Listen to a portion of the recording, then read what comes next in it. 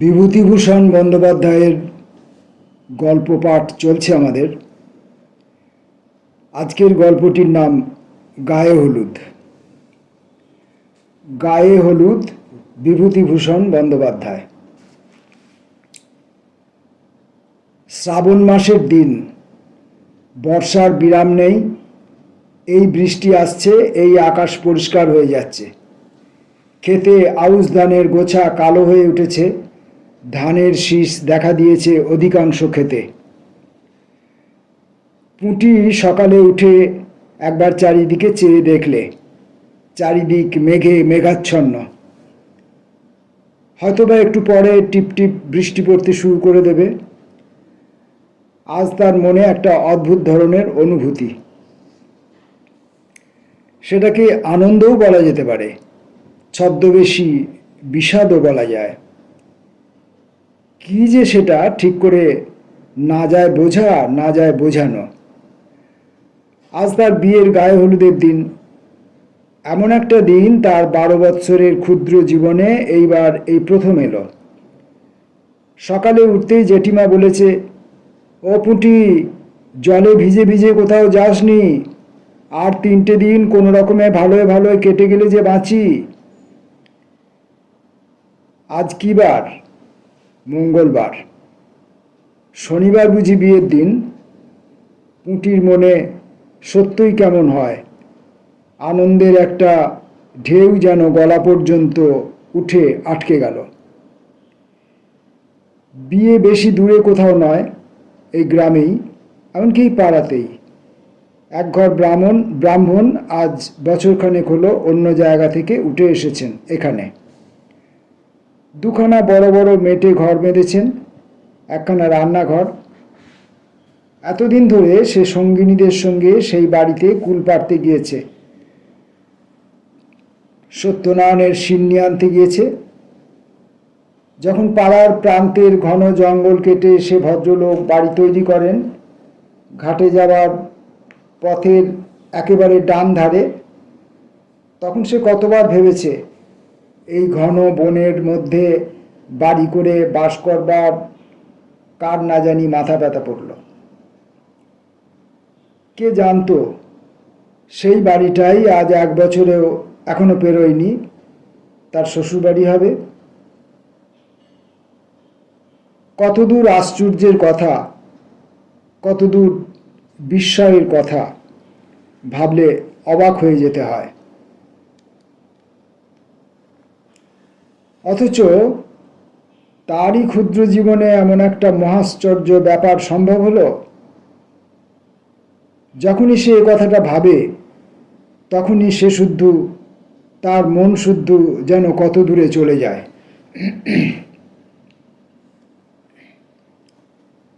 ওই ভদ্রলোকের একটি মাত্র ছেলে, নাম সুবোধ।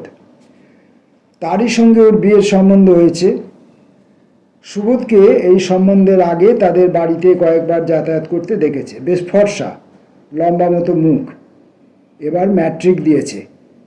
এখনও পরীক্ষার ফল বার হয়নি। আগে আগে সত্যি কথা বলতে গেলে সুবোধের মুখ পুঁটি তত পছন্দ করতো না। তার দাদার সঙ্গে যতবার এসেছে তাদের বাড়িতে, পুঁটি ভাবত, দেখো না ঘোড়ার মুখখানা। কিন্তু আজকাল আর সুবোধের মুখ ঘোড়ার মতো মনে তো হয়ই না। মনে হয় বেশ চমৎকার মুখ। গ্রামের ছেলেদের মধ্যে অমন চোখ, অমন রং, অমন মুখের গড়ন কার আছে? রায়দের পাঁচি সেদিন বলেছিল তাকে, হ্যাঁ রে, তুই যে বড় ঘোড়ামুখো বলতিস, তোর অদেষ্টে শেষকালে কিনা সেই ঘোড়ামুখোই জুটল। পুঁটি মারতে ছুটে গিয়েছিল তার পিছু পিছু। পুঁটির বাবা গোলার দৌড়ে দাঁড়িয়ে ধান পাড়বার ব্যবস্থা করছে। তার বাবা বেশ চাষিবাসী গেরস্ত। পুঁটিদের বাড়িতে 4টে বড় বড় ধানের আউড়ি আছে, গোলা আছে একটা। আউড়ি জিনিসটা গোলার চেয়ে অনেক ছোট, 3-4 বিষ দান ধরে। আর একটা গোলায় ধরে 1 পৌটি, অর্থাৎ 16 বিষ ধান। তাদেরও ধান আছে গোলা ভর্তি, সবকটা আউরি ভর্তি। কলকাতায় চাকরি করেন এ পাড়ার হরি কাকা। তিনি মাঝে মাঝে গাঁয়ে এসে পুটির বাবাকে বলেন, আর কি রায়মশাই, এ বাজারে তো আপনিই রাজা, গোলা ভর্তি ধান রেখেছেন ঘরে, আপনার মোহরা নেয় কে? কলকাতায় কিউতে দাঁড়িয়ে 1 সের চাল নিতে হচ্ছে, আর আপনি? পুটি জিজ্ঞেস করেছিল, কিসে দাঁড়িয়ে চাল নিতে হয় বাবা? বলছিল হরি কাকা, কে জানে কিসে দাঁড়িয়ে, তুই নিজের কাজ কর, আমি নিজের কাজ করি, মিটে গেল। তুমি জানো না বুঝি ও কথাটার মানে? না বাবা, না জেনেও তো পায়ের ওপর পা দিয়ে এ বাজারে চালিয়ে দিলাম মা। কলকাতার মুখ না দেখেও তো বেশ যাচ্ছে। কলকাতায় নাকি মানুষের 1 সের চালের জন্য 4 ঘন্টা কোথায় নাকি দাঁড়িয়ে থাকতে হয়। কি যে বাড়িতে তার বিয়ে হচ্ছে, তাদের অবস্থা এত ভালো নয়। সুবোধ যদি পাশ করে তবে হরিকাকা ভরসা দিয়েছেন কলকাতায় নিয়ে গিয়ে ওর অফিসে চাকরি করে দেবেন। তাহলে তাকেও কি কলকাতায় গিয়ে বাসায় থাকতে হবে, আর সেই দাঁড়িয়ে রোজ 1 সের চাল নিয়ে রাঁধতে হবে? সে বড় কষ্ট। তবে মানে সুবোধ যদি সঙ্গে থাকে, সে বোধহয় সব রকম কষ্টই করতে প্রস্তুত আছে। তাদের ধানের গোলা থেকে ধান পাড়া হচ্ছে। খাবড়াপোতা থেকে সতীনাথ কলু আড়তদার এসেছে, ধান কিনে নিয়ে যাবে। বিয়ের খরচপত্র ধান বেচে করতে হবে কি না। ওর জেঠিমা বলছেন, অপুটি আজ কোথাও বেরিও না, নাপিত ও বাড়ি থেকে হলুদ নিয়ে আসবে, সেই হলুদ গায়ে দিয়ে তোমায় নাইতে হবে। এমন সময় সাধন জেলে এসে ভিজতে ভিজতে উঠোনে দাঁড়ালো। হাত জোর করে মাথা নিচু করে প্রণাম করে বললে, প্রাতপ্যের নাম। তার বাবা বললে, ও সাধন বাবা, তোমায় ডেকেছি যে একবার, আমার যে কিছু মাছের দরকার এই শনিবারে। কি জানি কেন পুটির বুকটা দুলে উঠল। এই শনিবার? এই শনিবারে তাহলে সত্যই তার? সাধন বললে, আজ্ঞে, মাছের যে বড্ড গোলমাল যাচ্ছে। গাঙে কি মাছ আছে? ডুমোর বাওরের মাছ সব যাচ্ছে কলকাতায়, 82 টাকা দর। এমন দর বাপের জন্মে কোনো কালে শুনিনি রায়মশায়। 1 সের 1.5 সের পোনা স্তক পড়তে পারছে না। মরা গাঙে বাদাল দিয়ে এলাম, একদিন কেবল 11.5 সের গজার মাছ। পুঁটির বাবা বিস্ময়ে সুরে বললে, 11.5 সের গজার? এমন কথা তো কখনো শুনিনি। অরিবত গজার রায়মশাই, মাছের এমন দর, গজার মাছই বিক্রি হয় 10 আনা সের। পুঁটি আর সেখানে দাঁড়ায় না। মাকে এমন আজগুবি খবরটা দিতে ছুটল বাড়ির মধ্যে। বৃষ্টি থেমেছে, একটু কোথাও বেরোতে পারলে ভালো হতো। তার জীবনে যে একটা আশ্চর্য ব্যাপার হতে চলেছে, এ কথাটা কারো সঙ্গে আনন্দ করে বলাও চলে না। বেহায়া বলবে, নিন্দে করবে। কেবল বলা চলে তার সমবয়সী পাঁচি আর খেন্তি জেলেনির মেয়ে টুনির কাছে। আর একটা আশ্চর্য ব্যাপার, তার চেয়ে অন্তত 7 বছরের বড় লতি দিদির এখনো বিয়ে হয়নি। অথচ লতিদিকে সবাই বলে সুন্দরী। লতিদির বাপের অবস্থা ভালো। লতিদি লেখাপড়া জানা, ভালো গান করে। ওর বাবা যখন কলকাতায় চাকরি করতো তখন লতিদি স্কুলে পড়তো সেখানে। কত বই পড়ে বসে বসে দুপুরবেলা। পুঁটি ওদের বাড়ি যখন যায় তখনই দেখে লতিদি বই মুখে বসে। পুঁটি ভালো লেখাপড়া জানে না, বইয়ের নাম পড়তে পারে না। লতিদি একটু ঠ্যাকারে, সে লেখাপড়া জানে না বলে বুঝি আর মানুষ না। তাকে বলে, তুই বই টই নাড়িস নে পুঁটি, কি বুঝিস তুই এর আস্বাদ? পুঁটি হয়তো বলে, এ কি বই বলো না লতি দিদি। যা যা, আর বইয়ের খবরের দরকার নেই। শরৎ চাটুর্যের নাম শুনেছিস? কোথা থেকে শুনবি? তোরা শুধু জানিস ঢেঁকি পাট দিয়ে কি করে চিড়ে কুটতে হয়, তাই করবে যা। এদিকে কেন আবার? আচ্ছা, আজ তার লতিদিকে বলতে ইচ্ছে হচ্ছে, কই লতিদি, তুমি এত বই পড়ে টড়ে বসে আছো, এত সব নাম জানো, কই তোমার তো আজও বিয়ে হলো না। আমার জীবনে এত বড় একটা আশ্চর্য কাণ্ড তো টুক করে ঘটে গেল। ধানের নিন্দা করো, বাবার গোলায় ধান ছিল বলে তো আজ, কই তোমাদের তো। তারপর ম্যাট্রিক পাস বর, এ গায়ে পাশ করা ছেলে একমাত্র আছে মুখুজ্জেদের জীবনদা, সে নাকি দুটো পাশ করেছে। কোথায় চাকরি করছে যেন, ওইদিকে কোথায়। যার সঙ্গে বিয়ের কথা হচ্ছে সে মুখ্য নয়, পাশের খবর বেরোবার দেরি নেই। বাবা বলেন সুবোধ নিশ্চয়ই পাশ করবে। হে ভগবান, তাই করো, পাস যেন সে করে, সত্যনারায়ণের সিন্নি দেবে সে শ্বশুরবাড়ি গিয়ে।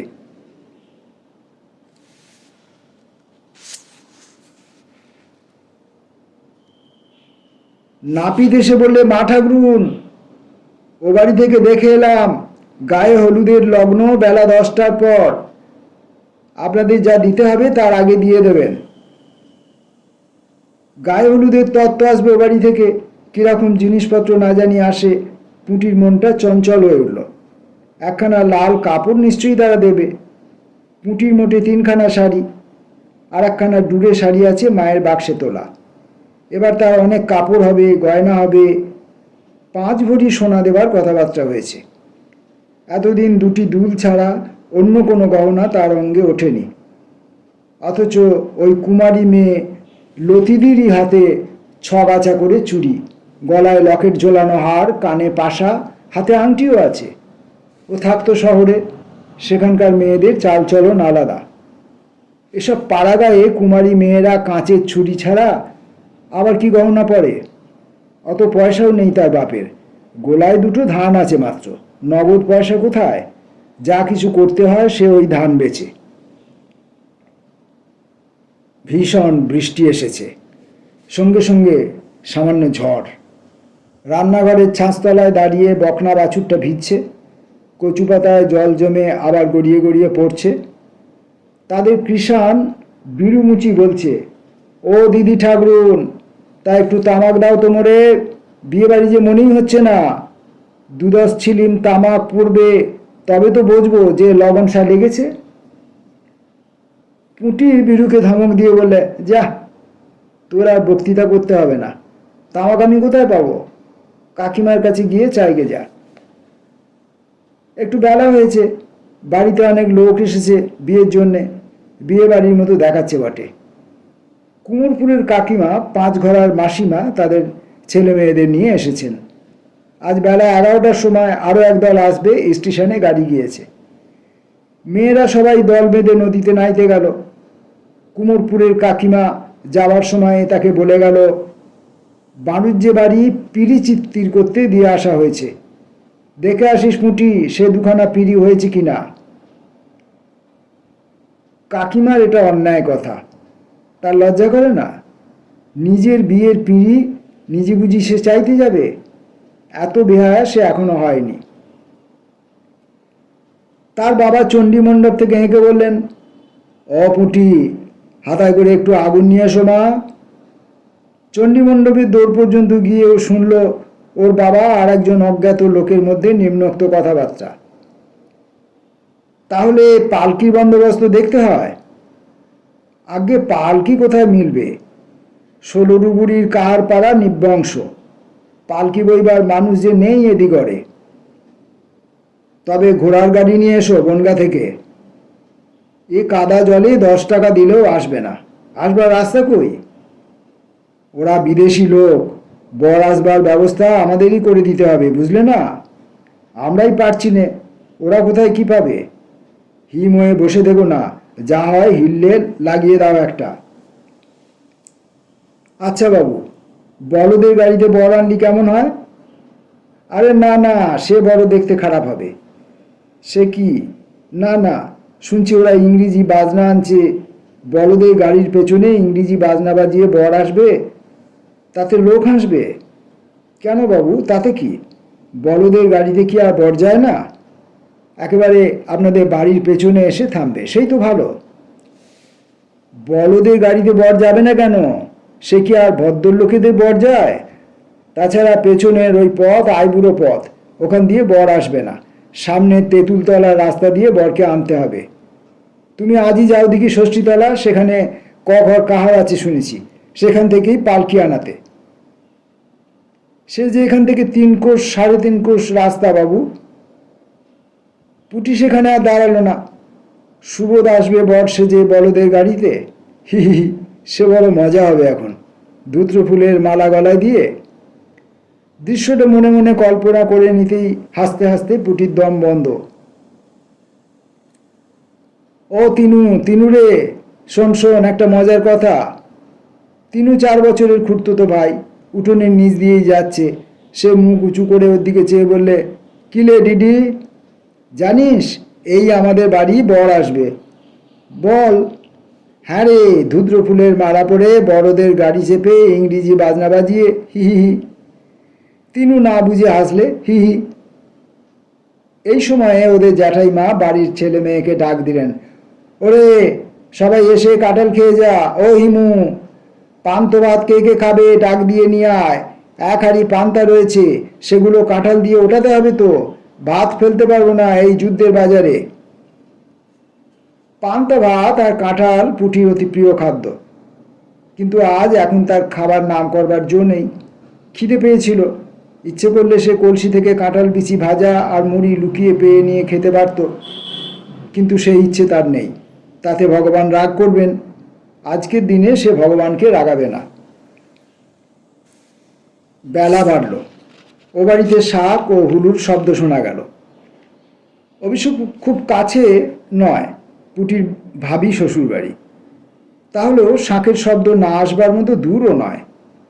ওর খুড়তুতো বোন শ্যামা বললে, ওই শোনো দিদি, দাদাবাবুর গায়ে হলুদ হচ্ছে।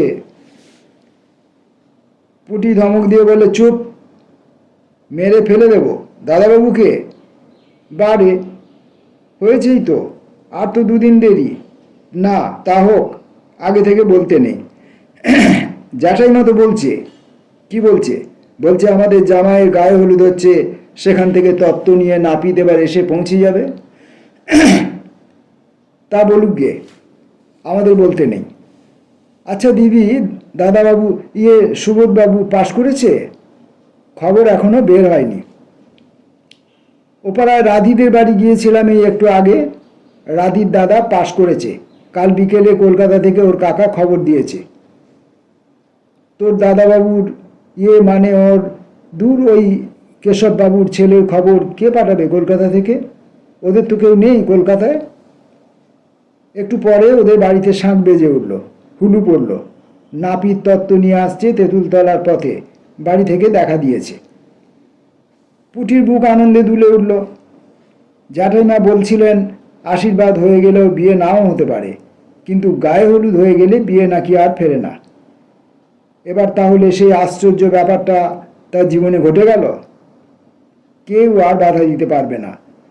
পাড়া গায়ে কত রকমের ভাঙচি দেয় লোকে, তার বিয়েতেও ভাঙচি দিয়েছিল, বলেছিল মেয়ের রং কালো, মুখ চোখ ভালো না, লেখাপড়া জানে না, আরও কত কি। কিন্তু সুবোধ, না, ছি, ওর নাম করতে নেই, নাম হিসেবে মনে ভাবতেও নেই।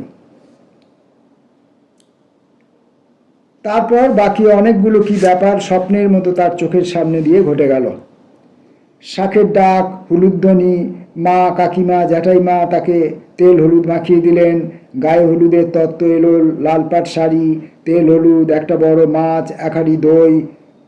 তার সমবয়সী বন্ধু 3 জন খেতে এলো তাদের বাড়িতে। তাকে কাছে বসিয়ে যত্ন করে মাছ দিয়ে দই দিয়ে মা, জ্যাঠাইমা কত আদর করে খাওয়ালেন, কত মিষ্টি কথা বললেন। সোনার পিঁড়িতে সিঁদুর দেওয়া হলো, প্রদীপ দেখানো হলো, যাতে শূন্য ধানের গোলার সামনের ভাদ্র মাসে আউশ ধানে অন্তত অর্ধেকটা পুড়ে যায়। বাবা বলেন, গোলার ধান খালি হয়ে যেতে নেই, মধ্যে কি একটা গভর্নমেন্টের হাঙ্গামা এলো, সে কেউ গোলায় ধান জমিয়ে রাখতে পারবে না, তাতেই অনেক ধান কর্জ দিতে হলো গ্রামের লোকজনকে। গায়ে হলুদের তত্ত্বে আরও অনেক জিনিস এসেছিল। খাওয়া দাওয়ার পরে গায়ের মেয়েরা কেউ কেউ দেখতে এলো, তখন সে নিজেও দেখলে। আগে লজ্জায় ওদিকে সে যায়নি। একটা শাড়ি, একটা ব্লাউজ, ছায়া একটা, আলতা, সাবান, আয়না আর গন্ধ তেল, এসব জিনিস তার নিজস্ব, কারো ভাগ নেই এতে। সে ইচ্ছে করে যদি কাউকে দেয় তবেই সে পাবে, নইলে নিজের বাক্সে রেখে দিতে পারে, কারোর কিছু বলার নেই। সব কাজ মিটতে বেলা 2টো বেজে গেল। পুঁটির মন ছটফট করছিল। ও পাড়ার লতি দিদি, হিমি, অন্ন, রাধি এরা কেউ আসেনি। এদের গিয়ে একবার দেখা দেওয়া দরকার, যাতে তারা বুঝতে পারে যে তার গায়ে হলুদের মতো আশ্চর্য ব্যাপারটা আজ সত্যিই ঘটে গিয়েছে। আচ্ছা, যখন ইংরেজি বাজনা বাজিয়ে বর আসবে তাদের বাড়ির দোরে, তেঁতুলতলার ওই পথটা দিয়ে বধূনতলার কাছে পালকি নামিয়ে প্রণাম করে বাজি পুড়বে, লোকজনের হৈ হৈ হবে, ওহ, সে সময়ের কথা ভাবাও যায় না। দেখে যেন পাড়ার সব মেয়েরা এসে। সে বেড়াতে বেড়াতে গেল মুকুজ্জে বাড়ি। মুকুজ্জে গিন্নি ওকে দেখে বললেন, কিরে পুঁটি, আয় মা আয়, গায়ে হলুদ হয়ে গেল? আহা, এখন ভালোই ভালোই 2 হাত এক হয়ে গেলে। বসো মা, বসো। একটু পরে লতিকাও সেখানে এসে হাজির হলো। পুঁটিকে দেখে বললে, ও পুঁটি, তোর আজ গায়ে হলুদ ছিল না, হয়ে গেল? কি তত্ত্ব এলো শ্বশুরবাড়ি থেকে? মুকুজ্জিগিনি বললেন, বস মা তোরা, লতি পুঁটির সঙ্গে গল্প কর, একটু চা করে আনি। যাক, ভালোই হলো। আজকাল মেয়ের বিয়ে দেওয়া যে কি কষ্ট, যে দেয় সেই জানে।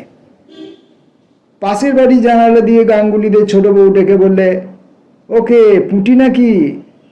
গায়ে হলুদ হয়ে গেল? তা কই, আমাদের একবারও তো বলতে হয়। এই তো বাড়ির পেছনে বাড়ি। পুঁটি বললে, গেলেন না কেন বৌদি? আমরা তো বারণ করিনি যেতে। শাঁখ যখন বাজলো তখনও যদি যেতেন। লতিকা ভাবলে, পুঁটি ছেলে মানুষ, এই উত্তরটা দেওয়া ওর উচিত হলো না। এখানে ও কথা বলা ঠিক হয়নি। কিন্তু এর পরবর্তী ব্যাপারের জন্য সে বা পুঁটি কেউ প্রস্তুত ছিল না। গাঙ্গুলিদের ছোট বউ মুখ লাল করে উত্তর দিলে, কি বললি? যত বড় মুখ নয় তত বড় কথা। আমরা কখনো গায়ে হলুদ দেখিনি। শাকে ফু পড়লে অমনি কুকুরের মতো ছুটে যাব তোমাদের বাড়ি পাতা পাড়তে। অত অহংকার ভালো নয় রে পুঁটি। তোমার বাপের বড্ড ধানের গোছা হয়েছে না? অমন বিয়ে আমরা কখনো দেখেছি জীবনে? ছেলের না আছে চুল, না আছে চাল, না আছে চুলো। সংসারে মানুষ নেই বলে হাঁড়ি ঠেলতে নিয়ে যাচ্ছে। ছেলের বিদ্যে কত জানতে বাকি নেই। এবার তো ম্যাট্রিক ফেল করেছে। এখানে লতিকা আর না থাকতে পেরে বললে, কে বললে ছোট বৌদি? সুবোধবাবুর পাশের খবর তো পাওয়া যায়নি। কেন পাওয়া যাবে না? চিঠি এসেছে ফেল করেছে বলে।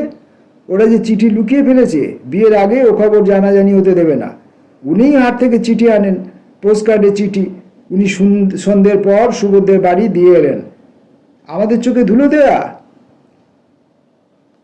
পুঁটির চোখের সামনে সব অন্ধকার হয়ে বিশ্ব সংসার লেপে মুছে গিয়েছে।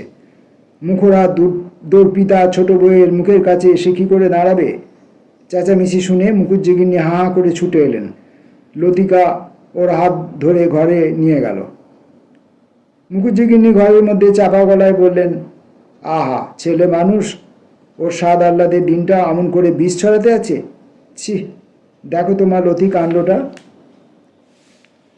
কাঠের পুতুলের মতো আড়ষ্ট পুঁটির হাত ধরে ততক্ষণে লতিকা বলছে, চল পুঁটি, চল, তোকে বাড়ি দিয়ে আসি। ছি, বৌদির কি কাণ্ড। ওসব কথা মনে করিস নে, মিথ্যে কথা। চল পুঁটি ভাই, চল। লতিকার গলার সুরে ও কথা ভাবে, কিন্তু পুঁটির মনে হলো লতিদিও এই খবরটা জানে। কি জানি, হয়তো গাঁয়ের সবাই জানে, সেই কেবল জানতো না এতক্ষণ। পথে পা দিয়েই লজ্জায় অপমানে সে ছেলে মানুষের মতো কেঁদে ফেললে। লতিদি, আমি কি বলেছিলাম ছোট বৌদিকে? কি বলেছিলাম? খারাপ কথা কিছু?